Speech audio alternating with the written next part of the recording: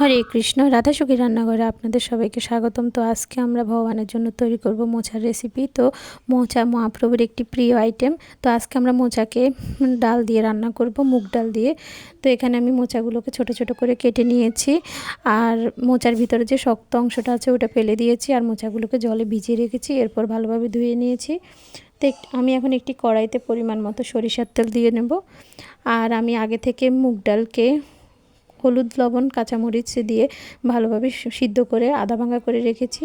তো এখানে তেলের মধ্যে আমি একটি শুকনো মরিচ ভালোভাবে ভেজে নেব। এরপর আমি আগে থেকে সিদ্ধ করা সেই ডালটা, আধা ভাঙা সেই ডালটা দিয়ে দেব। আর এখানে আমি লবণ পরিমাণ মতো দিয়ে দিয়েছি। এই জন্য মোচার সাথে আমি কোনো প্রকার লবণ, হলুদ, কাঁচামরিচ কিছুই দেব না, আর অন্য কোনো মশলাও অ্যাড করব না।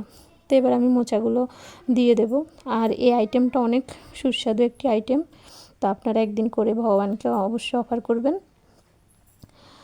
তো এবার আমি মোচাটাকে একটু ঢেকে ঢেকে ভালোভাবে রান্না করব, আর সিদ্ধ হওয়া পর্যন্ত অপেক্ষা করব। তো এই আইটেমটি খুব সহজে হয়ে যায়। তো এখানে আমি চেক করে নেব মোচাটা সিদ্ধ হয়েছে কি না।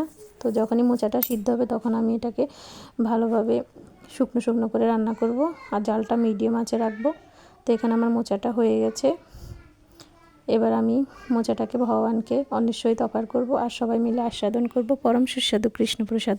হরে কৃষ্ণ। ধন্যবাদ।